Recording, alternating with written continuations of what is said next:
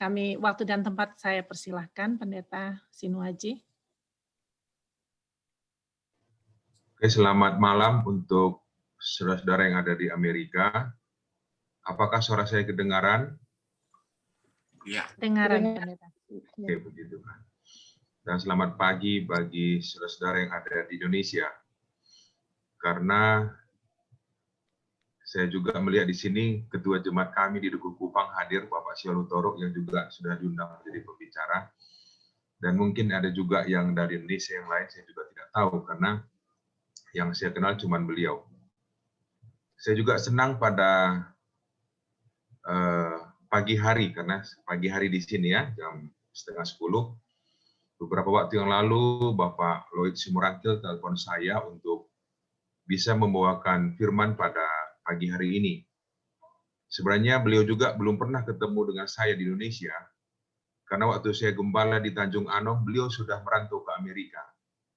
Jadi saya hanya ketemu dengan Amang dan Inang yang ada di Comal, di Surabaya ya. Tapi dengan media sosial ya kenal dan tahu.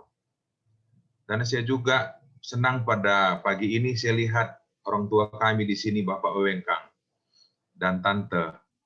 Beliau dulu direktur Selapur, saya kepala asramanya. Jadi ada cerita kami dengan beliau dan saya senang melihat masih sehat. Om Simon dan Tante, selamat pagi dan dari Indonesia, dari Surabaya. Dan tentunya kepada semua anggota jemaat di Colorado Indonesian American Seventh Adventist Church ya, puji Tuhan untuk acara pada malam ini. Kalau di Amerika mungkin ini Rabu malam ya Pak Lloyd ya. Ya berarti ya kalau Indonesia malam permintaan doa, kami di sini sudah hari Kamis pagi, hari Kamis pagi. Sedikit perkenalan supaya tahu siapa saya. Ya, nama saya Pendeta Victor Tindel Sinuhaji, asli dari Sumatera Utara, tepatnya di Tanah Karo, Brastagi. Jadi saya ini orang Karo, istilahnya orang Karo begitu ya, dari Tanah Karo, Sumatera Utara. Saya punya istri satu, Destiny Pranginangin, dan punya anak 3, 2 wanita dan 1 pria. Dan anak saya yang sudah besar, sudah kuliah semester 8 di Surabaya. Yang nomor 2, kelas 1 SMA di SLA Purwodadi, dan yang nomor 3, kelas 2 SD di SD Advent Anjas Moro, Surabaya. Dan sekarang, sejak tahun 97 saya tamat Unai, menjadi pendeta di Jawa Timur hingga sekarang. Dan tepatnya sekarang saya gembala di Gereja Dukuh Kupang, Surabaya. Jadi sekarang saya menjadi gembala di Jemaat Dukuh Kupang, Surabaya. Bila mana Bapak Ibu jalan-jalan ke Surabaya bisa mampir di gereja kami. Dan di sini ada Pak Ketuanya juga yang siap melayani kalau datang ke Dukuh Kupang. Dan pada malam ini untuk Amerika dan pagi untuk Indonesia, saya ingin membawakan pelajaran kepada kita, apakah saya mengasihi Tuhan? Apakah saya mengasihi Tuhan? Kita nggak perlu bertanya, apakah Tuhan mengasihi saya? Walaupun dalam keadaan kalau kita susah, kalau kita menderita, kalau ada masalah, kita bertanya, apakah Tuhan mengasihi saya atau tidak ini? Kenapa saya mengalami masalah? Kenapa saya mendapatkan problem seperti ini? Kenapa anak saya meninggal, ibu saya meninggal, dan segala macam? Kenapa saya sakit dan apapun itu? Dan tentunya itu salah. Karena kita nggak perlu dan nggak bisa menyalahkan Tuhan. Karena Allah adalah kasih pasti. Dan pasti mengasihi manusia dan umatnya. Makanya judul yang saya berikan pagi ini adalah pertanyaan. Apakah saya, bukan Tuhan, apakah saya mengasihi Tuhan? Dan saya ingin membagikan pelajaran dengan men-share PowerPoint supaya mungkin Bapak Ibu juga bisa baca dari tempat selain juga bisa mendengarkan apa yang saya bagikan.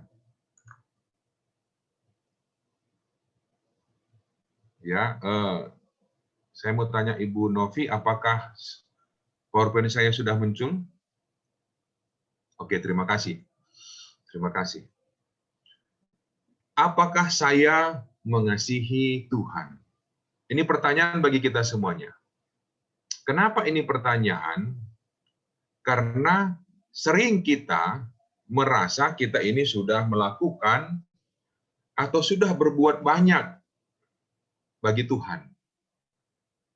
Tetapi dengan pelajaran pada malam ini akan ditanya kepada kita apakah sudah benar atau tidak kita sudah mengasihi Tuhan dengan apa yang kita lakukan.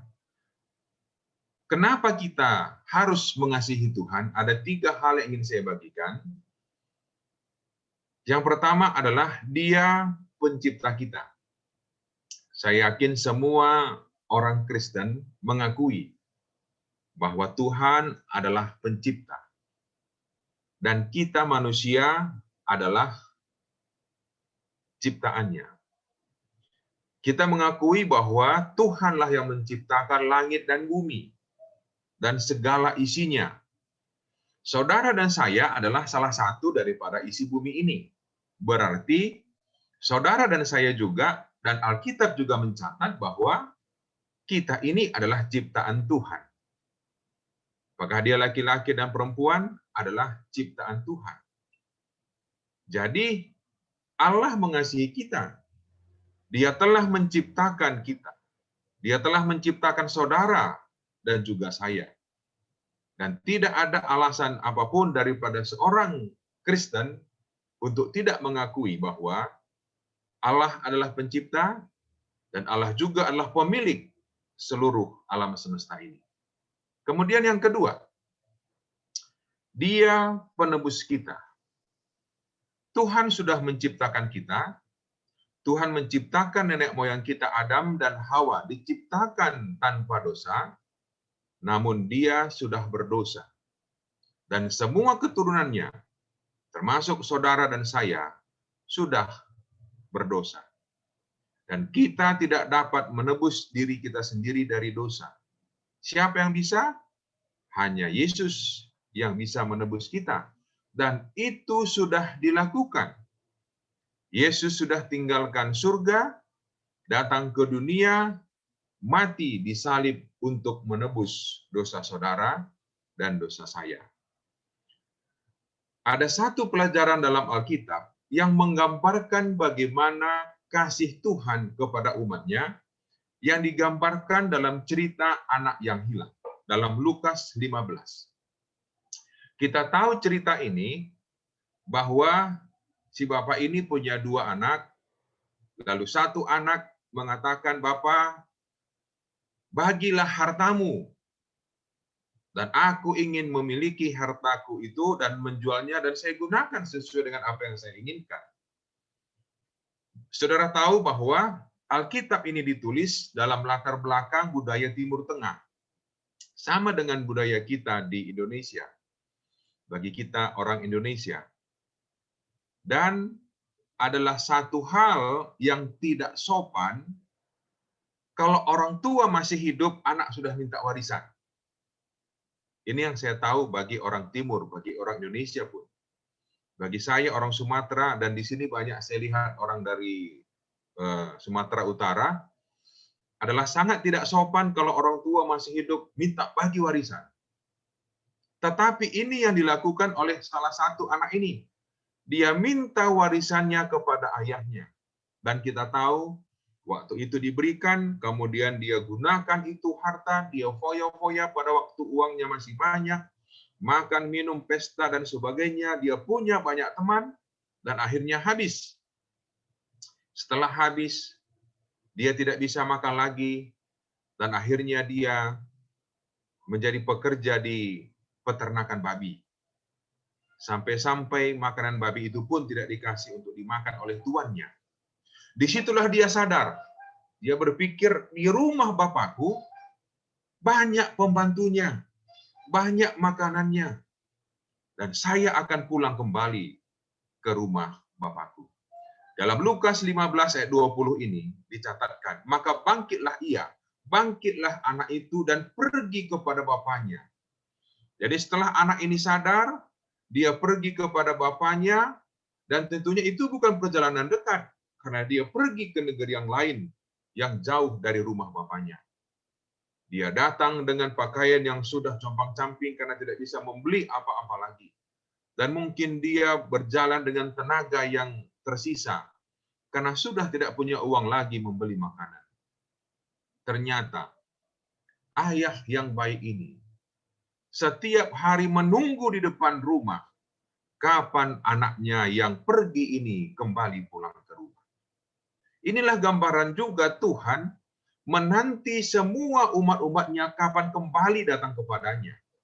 Dan pada waktu anak ini pulang ke rumah bapaknya, si ayah ini yang sudah tua, dengan pandangan yang tentunya tidak terlalu jelas lagi, dan saya yakin pada zaman itu belum ada kacamata seperti sekarang untuk dapat melihat dengan jelas. Tetapi dengan nalurinya bahwa dia mengenal bagaimana anaknya dan bagaimana gerakan anaknya. Sebelum anak ini tiba di depan rumahnya, si ayah ini berlari untuk mendapatkan anak yang kembali. Coba kita bayangkan, anak ini sudah tidak menuruti sopan santun dalam budaya. Dia meminta warisan, kemudian dia pergi berfoya-foya dan kembali tidak membawa apa-apa. Pulang ke rumah. Dan tentunya itu sangat memalukan, Bapak Ibu sekalian. Tetapi ayah yang baik ini, walaupun anaknya pergi dengan membawa uang banyak, warisan orang tuanya, dan pulang dengan pakaian compang-camping, ayah ini masih menerima. Bahkan ayah ini berlari mendapatkan dia, merangkul dan menciumnya.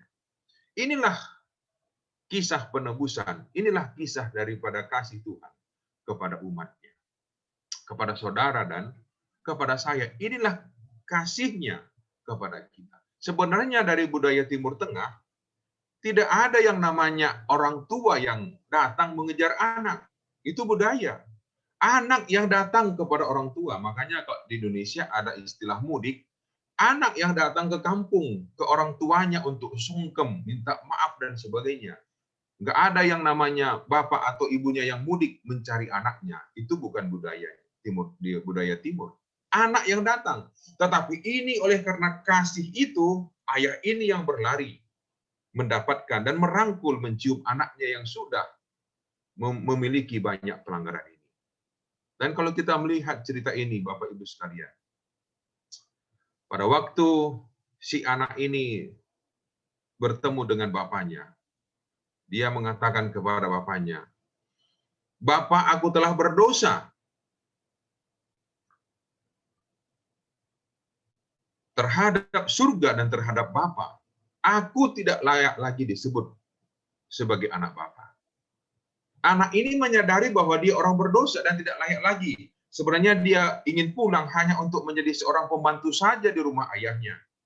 Karena dia melihat bahwa menjadi pembantu di rumah ayahnya pun masih lebih enak daripada kerja sama orang lain. Tetapi apakah ayahnya mengatakan, "Oke, karena kamu sudah melakukan banyak pelanggaran, kamu memiliki juga ketidaksopan santunan, tidak beradat, mungkin kalau kita bicara tentang adat, kamu meminta warisan dan kamu sudah habiskan dan pulang tidak bawa apa-apa, saya terima kamu, tapi tidak menjadi anak lagi." Tapi itu tidak keluar dari mulut ayah ini. Apa yang dilakukan, Bapak Ibu sekalian? Ayah ini berkata kepada hamba-hambanya, "Lekaslah ambil, lekaslah bawa kemari jubah yang terbaik, pakaikanlah itu kepadanya, dan kenakanlah cincin pada jarinya dan sepatu pada kakinya." Saudaraku sekalian, ayah ini tidak menjadikan dia menjadi hamba di rumahnya.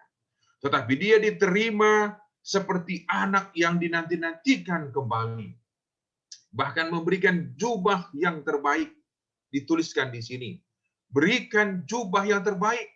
Pakaikan kepadanya, kenakan cincin menjadi tanda bahwa dia anak daripada Tuhan itu, dan sepatu pada kakinya. Saudaraku sekalian, kalau bicara sepatu, kita di Indonesia, saya mengingat saya SMA saja sepatu saya cuma satu. Itu sekolah, itu ke gereja, dan sering ada istilah dulu sudah seperti mulut buaya pun belum tentu diganti sepatu kita oleh ayah kita. Tapi ini zaman 2000 tahun yang lalu, dia sudah ayahnya katakan berikan sepatu, karena memang ayahnya lah ayah orang yang kaya. Dan bisa memberikan jubah yang bagus, cincin kepadanya. Dan ini pertanda bagaimanapun besarnya dosa kesalahan daripada anaknya ini, ayah ini menerima. Dan ini adalah gambaran kasih penebusan daripada Tuhan. Bagaimana besarnya pun dosa manusia, apapun yang dilakukan oleh manusia, kalau kita datang kepadanya, dia akan menerima kita tetap menjadi anak. Dan inilah kasih Tuhan. Jadi, yang saya katakan tadi yang pertama, Tuhan menciptakan, tidak ada alasan bagi kita untuk menyombongkan bahwa kita ini memiliki apapun itu oleh karena kehebatan kita, karena Tuhan yang punya segala sesuatu. Yang kedua, kita ini orang yang berdosa, dan tidak ada kehebatan apapun daripada kita untuk mengatakan kita ini orang baik, karena kita orang yang sangat berdosa. Namun Tuhan menerima kita. Ada satu gambaran lagi, saudara sekalian, bahwa pada waktu anak ini kembali ke rumah, ayahnya mengatakan, ambillah anak lembu tambun, sembelihlah dia, dan mari kita makan dan bersukacita. Kenapa dikatakan sembelihlah lembu tambun dan makan besar? Karena kita bersukacita. Karena anak yang sudah berdosa ini senantiasa dinanti-nantikan kapan dia pulang kembali ke rumah. Dan pada waktu dia kembali ke rumah, itu menjadi sukacita besar bagi orang tuanya. Apa dikatakan di ayat yang 23 dan 24? Sebab anakku ini telah mati dan menjadi hidup kembali. Ia telah hilang dan didapat kembali. Maka mulailah mereka bersukacita. Anak yang hilang ini sudah dianggap sebenarnya mati karena sudah hilang. Bukan hanya mati secara fisik, tapi mati secara rohani, secara hubungan, secara komunikasi, sudah hilang selama ini. Sudah hilang kontak. Bapak Ibu sekalian, kalau Bapak Ibu pernah punya pengalaman, punya keluarga yang hilang kontak bertahun-tahun dan kembali, bagaimana sukacitanya kita bertemu dengan mereka. Dan ini yang dialami oleh ayah ini. Dan ambil lembu tambun. Dalam budaya Timur Tengah, lembu tambun ini disembelih bila mana ada peristiwa, kalau ada dua perjanjian besar yang dilakukan, mungkin di antar daerah, antar bangsa, antar bangsawan, ada perjanjian besar mereka lakukan, dan setelah itu deal, mereka akan sembelih lembu dan makan-makan. Tandanya sudah ambil kesepakatan. Yang kedua, kalau menyambut para petinggi atau penguasa atau pejabat. Jadi bila mana ada datang bupati mungkin, atau gubernur ke satu daerah, atau ke rumah orang tertentu, disembelihlah lembu tambun ini, karena yang datang ini orang penting. Dan yang ketiga adalah, lembu tambun ini disembelih, bila mana ada dalam sebuah keluarga, sudah lama tidak punya anak, lalu kemudian dia punya anak, karena saking sukacitanya, maka disembelihlah lembu tambun ini. Saudaraku sekalian, dapat kita melihat bahwa kembalinya anak yang hilang ini adalah sukacita yang sangat besar bagi ayahnya. Sama dengan sukacita surga, kalau ada orang yang bertobat dan menerima Yesus sebagai Tuhan dan Juru Selamatnya. Inilah gambaran kasih Tuhan kepada saudara dan saya. Saudara dan saya sudah berdosa seperti anak yang hilang ini. Sudah kita mempermalukan dia, sudah kita menjual semua harta warisannya, dan kita kembali dengan tidak ada apa-apa, tapi tetap diterima sebagai anaknya, dan bahkan dibuat pesta untuk menerima kita kembali menjadi anaknya. Ini adalah kasih Tuhan. Jadi, seperti judul yang saya sampaikan tadi, apakah saya mengasihi Tuhan? Bukan pertanyaannya apakah Tuhan mengasihi saya. Tuhan mengasihi kita, telah menciptakan kita, memberikan segala sesuatu, dan menebus kita dari dosa. Hal yang ketiga yang ingin saya bagikan adalah Sebelum yang ketiga, ingin saya membagikan satu syair dari lagu Sion. Syair lagu Sion ini kalau kita baca, resapi, dan renungkan, ini sangat berat isinya. Saudara kalau masih mengingat lagu Sion nomor 66, ini lagu Sion edisi lama di Indonesia, yang sekarang sudah edisi lengkap diterjemahkan ulang, kemudian nomornya pun berubah. Tetapi yang ingin saya ambil adalah syair dari lagu Sion nomor 66. Mungkin masih ada yang mengingat syair ini. Dikatakan begini, ayat yang pertama. Kuserahkan hidupku. Ini tentunya kalimat yang Tuhan nyatakan, bukan manusia ini ya. Kuserahkan hidupku dan tumpah darahku.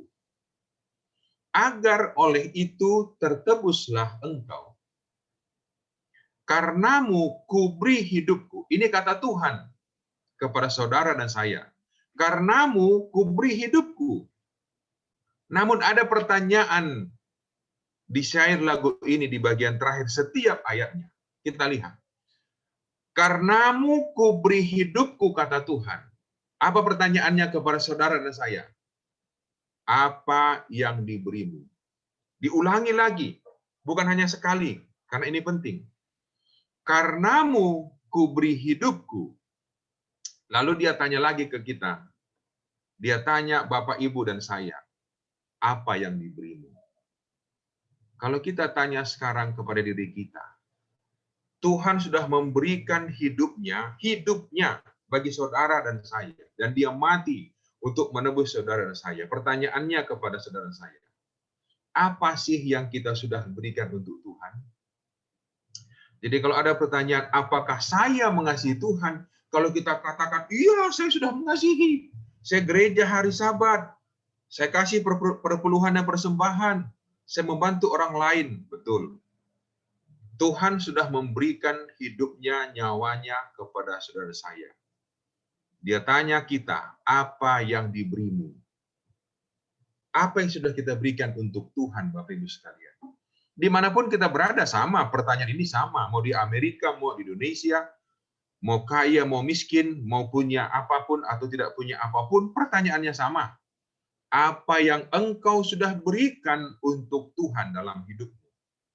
Kemudian di ayat yang kedua, kutinggalkan surga untuk dunia fana. Kutinggalkan Bapa bagimu yang hina. Saudara sekalian, surga ditinggalkan untuk ke dunia yang berdosa, yang fana.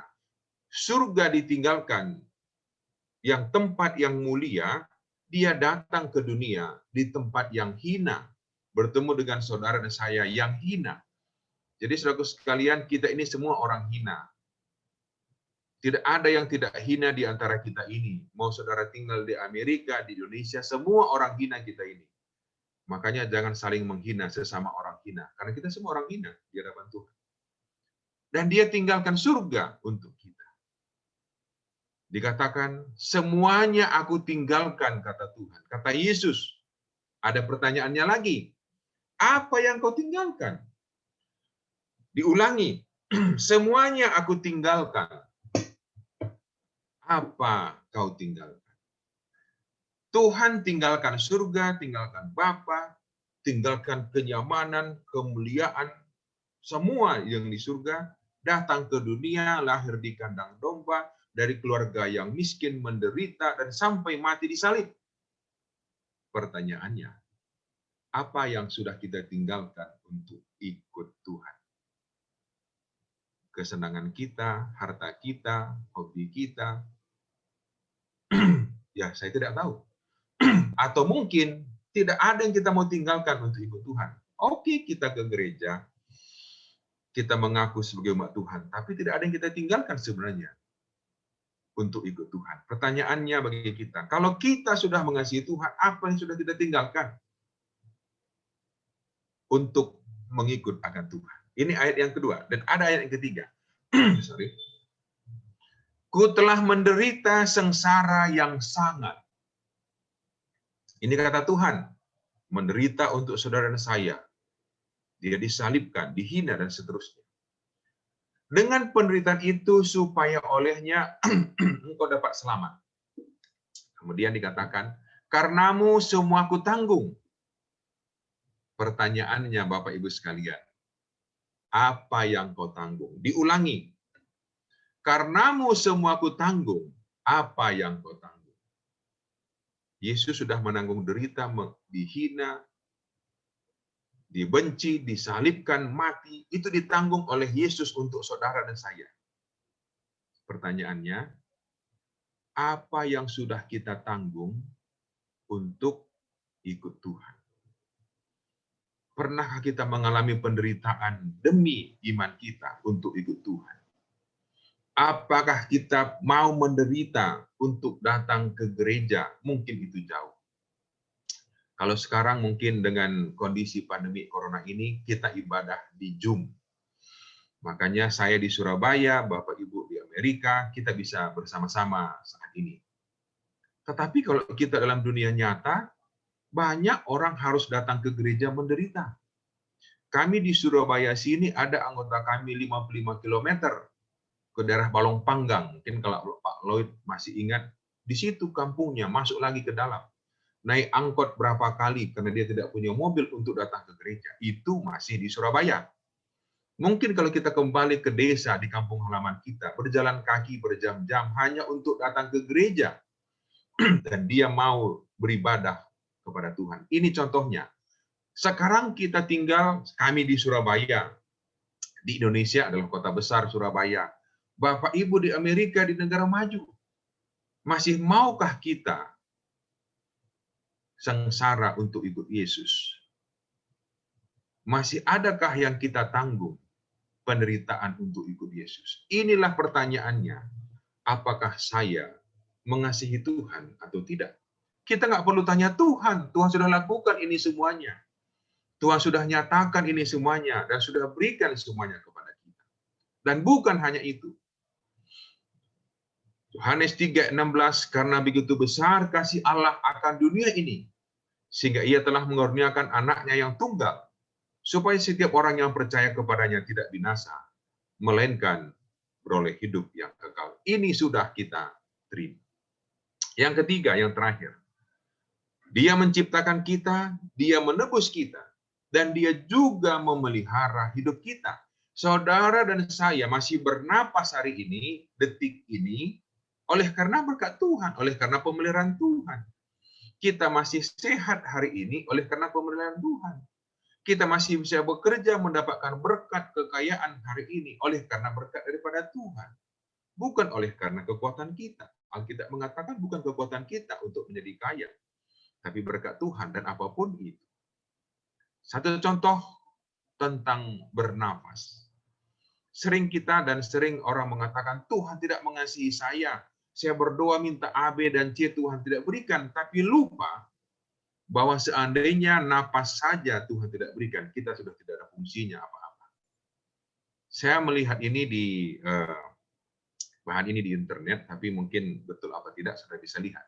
Bagaimana sebenarnya kita bernapas setiap hari? Kita bernapas kira-kira 23.000 kali sehari. Hirup, lepas, hirup, lepas. Makanya kalau orang yang lupa bernapas, dia akan mati.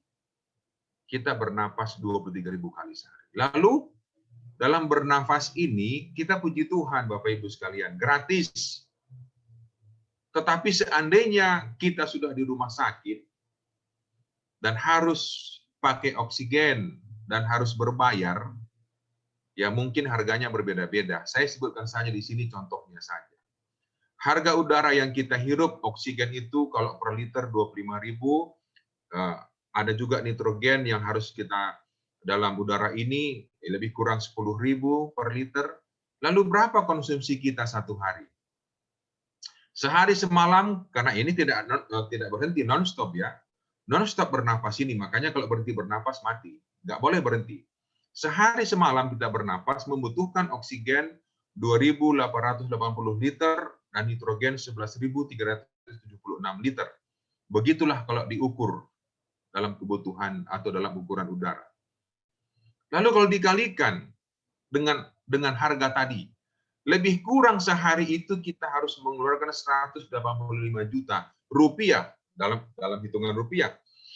Kalau udara yang kita hirup ini harus berbayar. harus berbayar. Siapa yang sanggup? Saya tidak tahu Bapak Ibu di Amerika berapa penghasilannya per hari, dan saya yakin juga ya penghasilan sehari seperti ini mungkin pengusaha besar atau ya yang punya perusahaan-perusahaan besar. Kalau kita masih karyawan, kayaknya tidak ada sehari bisa mampu mendapatkan 185 juta. Siapa yang sanggup bernapas kalau harus bayar? Tapi apakah Tuhan pernah datang dan seperti mungkin ya kalau di Indonesia ada petugas yang datang memberikan tagihan listrik atau air, dia ketok rumah kita. Lalu pada waktu pagi-pagi itu datang, selamat pagi, ini ada tagihan udara. Bapak, satu keluarga 5 orang. Satu orang 185 juta kali 5, Pak. Saya pendeta dengan pendeta di Indonesia, mungkin saya kumpulkan gaji saya dari kerja sampai pensiun untuk 5 orang satu hari pun tidak cukup untuk membayarnya. Yang saya sebut tadi, orang tua kami, Bapak Owengkang, dia pensiun dari Jawa Timur. Dan mungkin kalau gaji mision sampai pensiun pun tidak sanggup ini membayar satu hari untuk bernapas. Tapi pernahkah datang itu tagihan ke rumah saudara? Tidak. Itu pemeliharaan Tuhan. Ini masih nafas, belum yang lain. Saudaraku sekalian, kalau kita hitung pun umur kita, 1 bulan harus membayar 5,5 M. Dan kalau Anda berumur 60 tahun, harus membayar 3,7 triliun rupiah. Sanggupkah kita? Tidak sanggup. Tapi ini Tuhan berikan. Masih pertanyaankah bagi kita Allah tidak mengasihi kita? Makanya kembali yang menjadi pertanyaan, apakah saya mengasihi Tuhan? Tidak boleh dan tidak bisa kita bertanya, Tuhan mengasihi kita. Karena dia jelas-jelas dan sangat mengasihi. Pertanyaannya, apakah saya mengasihi Tuhan?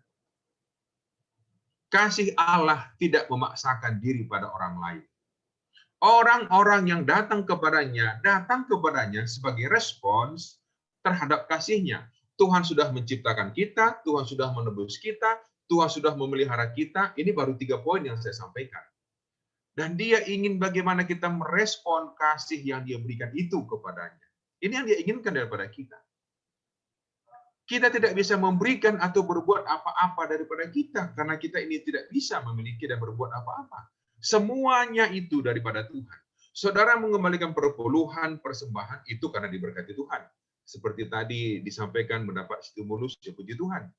Itu karena dapat berkat dulu kan, bukan kasih perpuluhan dulu, baru Presiden Biden bilang, karena Anda kasih perpuluhan, saya kasih stimulus. Enggak. Dibagi dulu, nih, ya tergantung saudara mau kasih apa tidak. Ini menurut iman dan keyakinan masing-masing. Saudara datang ibadah pada malam ini, menggunakan waktunya. Siapa yang memberikan waktu kepada kita? Tuhan. Saudara tidak bisa menambah sedetik pun waktu dalam hidup saudara. Jadi kita ini hanya respon dari apa yang Tuhan telah berikan, Bapak Ibu sekalian. Kita tidak bisa berbuat apa-apa untuk Tuhan. Dan yang lebih hebat lagi, lebih luar biasa lagi, Tuhan telah memberikan kepada mereka yang menerima anaknya Yesus sebagai juru selamat mereka, juru selamat dari dosa, kemampuan untuk mengasihi sebagaimana dia mengasihi. Jadi sebenarnya kalau kita sudah menerima Yesus sebagai Tuhan dan juru selamat kita sebenarnya Tuhan sudah berikan kemampuan untuk mengasihi. Kenapa? Karena dia sudah mengasihi kita. Dan tentunya kita diberikan kemampuan. Kemampuan itu apa? Sudah diberikan kasih itu, diberikan berkat itu, diberikan semuanya untuk saudara saya. Dan tidak ada alasan bagi kita untuk tidak mengasihinya. Dalam 1 Yohanes 4 ayat 19. Kita mengasihi. Kenapa? Karena Allah telah lebih dahulu mengasihi kita. Apapun yang kita berikan, apapun yang kita lakukan, apapun yang kita korbankan, itu semuanya oleh karena Tuhan telah memberikan kepada saudara dan saya. Bukan dari hasil keringat atau kekuatan saya. Apakah saya sudah mengasihi Tuhan? Ini pertanyaan kepada kita. Kalau mungkin tadi seandainya saya tanya, apakah saudara mengasihi Tuhan? Mungkin kita jawab semuanya, sudah. Tapi kalau dengan hal tadi, apakah sudah kita berkorban? Apa yang sudah kita tinggalkan, Bapak Ibu sekalian? Apakah kita sudah pernah mau menderita untuk ikut Tuhan? Ini pertanyaan. Gambar yang saya berikan ini tentunya ada artinya. Kuncinya di mana? Hati. Ini ada kunci, ada hati. Kuncinya adalah di hati kita. Kalau kita sudah memberikan hati kita untuk Tuhan, maka tidak akan menjadi beban bagi kita untuk mengasihi Dia. Apapun yang Dia tuntut daripada kita. Jadi pertanyaan bagi kita, apakah saya sudah mengasihi Tuhan melalui harta saya, melalui waktu saya, melalui talenta saya, melalui pengaruh saya, melalui kekayaan saya, dan apapun itu. Apakah saya sudah mengasihi Tuhan? Jangan-jangan kalau kita punya mobil dipinjam pelayanan, aduh lagi saya pakai, lagi rusak. Tapi kalau jalan-jalan itu mobil bagus. Kita punya uang berlebih diminta untuk pelayanan, aduh ini belum cukup ini, lagi ada kebutuhan. Saya dengar juga tadi, apakah saya salah dengar apa tidak, apakah gereja sudah lunas atau belum. Tadi dibilang kita bantu. Ya, jangan-jangan kita udah punya properti yang sudah bagus, sudah lunas, tapi gereja belum lunas. Apakah Tuhan tidak malu? Saya sering mengatakan di sini, jangan bangga Anda menjadi orang Advent, rumahnya bagus, rumahnya mewah, tapi gereja jangan bocor. Iya dong. Tuhan sudah berikan, anggota saya di Surabaya sini ada yang punya rumahnya lebih daripada satu. Pak Ketua saya ini rumahnya lebih daripada satu. Tapi kalau gereja bocor, gereja rusak, tapi masih tenang tidurnya di rumah, itu tidak mengasihi Tuhan. Jadi nggak perlu basa-basi kita yang mengasihi Tuhan, kan begitu toh? Kalau kita masih makan enak-enak di restoran dan sebagainya, tapi dikumpulkan persembahan hanya berapa rupiah, kalau rupiah ya nggak tahu di dolar, ya berarti nggak mengasihi Tuhan dong. Ini buktinya. Jadi jangan tanyakan apakah Tuhan mengasihi saya atau tidak. Pertanyakan kepada saya sebagai pribadi diri saya, apakah saya sudah mengasihi Tuhan dengan apapun yang Tuhan telah percayakan kepada saya. Ini saya, pertanyaan ini bukan apakah kamu mengasihi Tuhan? Apakah Anda tidak? Nggak perlu tanya orang, nggak perlu urus orang, nggak perlu kita hakimi orang. Saya dan saya. Apakah saya sudah mengasihi Tuhan? Pertanyaan pada malam hari ini untuk Amerika dan pagi untuk Indonesia. Kita tidak perlu mempertanyakan apakah Tuhan mengasihi saya. Tetapi pertanyaannya adalah, apakah saya sudah mengasihi Tuhan? Yang terakhir ingin saya bagikan, semoga belum lewat waktunya. Ada satu hal yang Tuhan berikan kepada manusia sama, yaitu waktu.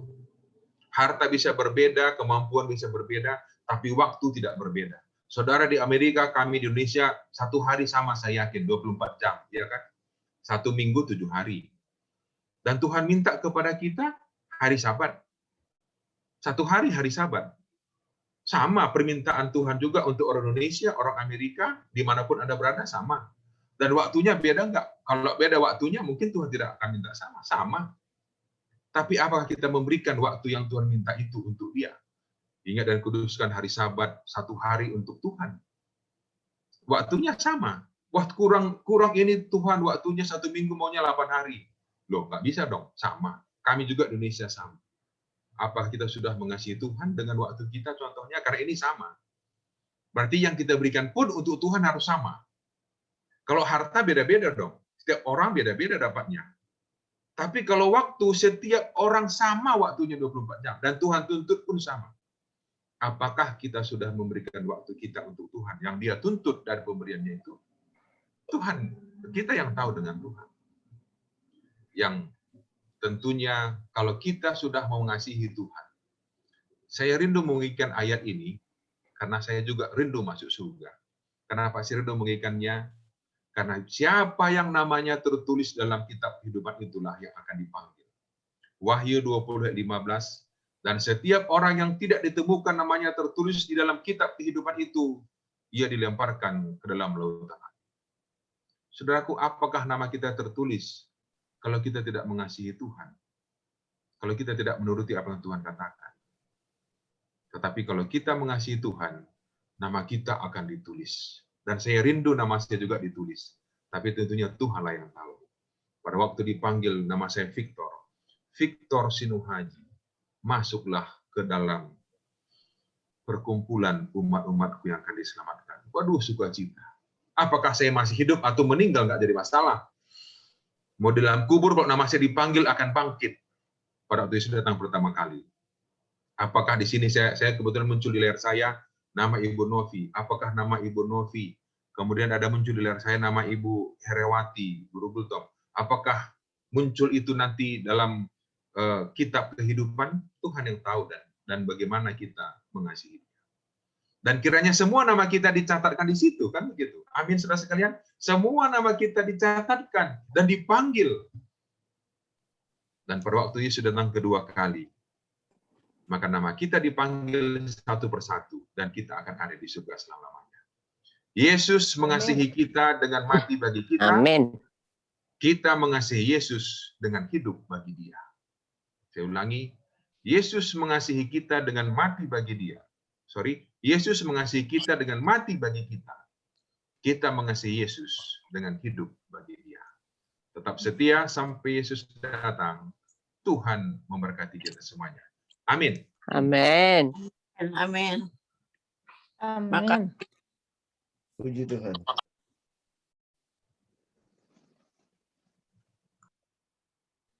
Puji Tuhan atas firman-Nya yang sudah disampaikan, sangat menguatkan iman percaya kita dan berkaitan dengan pelajaran kita sepanjang minggu ini kelihatannya ya. Jadi terima kasih pendeta.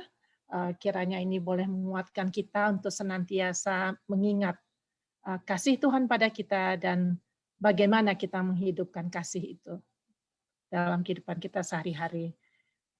Dan selanjutnya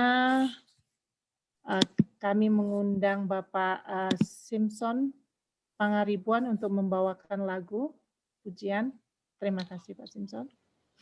Oke, selamat malam. Suara saya terdengar? Jelas. Oke.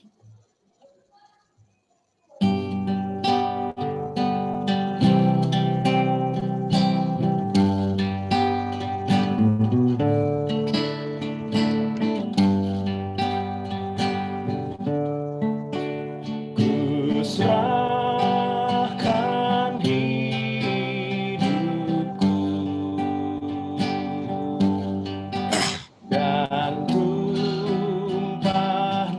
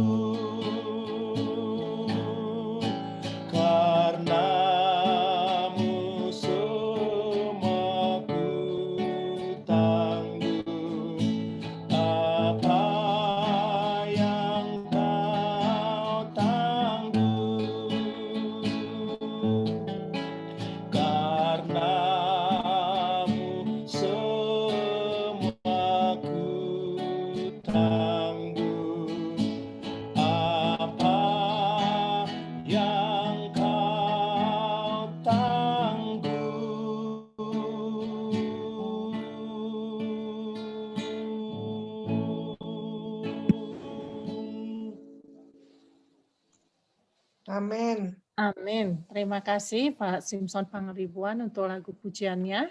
Dan selanjutnya saya undang Pendeta Sinuardi untuk membawakan doa penutup. Mari kita berdoa. Terpujilah Tuhan Allah yang baik. Tuhan yang telah menciptakan kami, Tuhan yang telah menebus kami dari dosa, dan Tuhan yang telah memelihara kehidupan kami. Di malam hari ini Tuhan, waktu Amerika dan pagi waktu Indonesia, bersama dengan umat-umat Tuhan, Jemaat Colorado, kami telah mengadakan ibadah, kami telah berdoa, menyanyi, memuji Tuhan, dan mendengarkan akan firman Tuhan. Kiranya Tuhan dalam ibadah kami pada malam hari ini berkenan di hadapan Tuhan, menjadi bau-bau yang harum dan puji-pujian dan kebesaran bagi nama Tuhan saja, dan kiranya juga akan menjadi berkat bagi semua umat-umat Tuhan yang telah mendengarkan, dan kiranya pelajaran firman pun pada malam ini dapat menjadi berkat bagi kami, untuk kami diingatkan senantiasa mengasihi akan Tuhan. Karena Tuhan sudah terlebih dahulu mengasihi kami. Hamba berdoa untuk semua umat-umat Tuhan, bahkan hamba Tuhan yang hadir dalam ibadah Zoom pada malam hari ini, baik yang ada di Amerika maupun di Indonesia. Tuhan memberkati kami semuanya dalam kehidupan, dalam rumah tangga, dalam usaha pekerjaan, memberikan berkat dan rezeki dari surga. Dalam iman, Tuhan tetap kuatkan kami setia sampai Tuhan datang. Tuhan juga memberkati secara khusus Jemaat Colorado, memberkati hamba Tuhan yang melayani, tua-tua jemaat yang melayani, dan semua anggota jemaat yang bergabung dengan semua rencana mereka, program-program pelayanan yang telah direncanakan. Tuhan berkati, dan juga Tuhan memberikan berkat kepada semua umat-umat Tuhan, agar umat-umat Tuhan pun dapat menjadi saluran berkat bagi pekerjaan Tuhan, bagi gereja, dan bagi kemajuan pekerjaan Tuhan dimanapun berada. Dan sepanjang hari ini Tuhan, bagi kami di Indonesia, Tuhan berkati dalam aktivitas, dan bagi saudara kami di Amerika, mereka akan beristirahat malam ini. Tuhan menjaga dan melindungi, dan memberkati semua kehidupan kami. Dan kiranya kehendak Tuhan saja yang jadi atas segala kehidupan kami dan permohonan kami. Dan kami mohon Tuhan, ampun atas segala pelanggaran dan dosa yang kami lakukan, baik kepada Tuhan dan kepada sesama kami. Kehendak Tuhan yang jadi atas doa dan permohonan kami ini, karena semuanya kami sampaikan dalam nama Tuhan Yesus, Juru Selamat dan Penebus kami. Amin. Amin. Amin. Amin.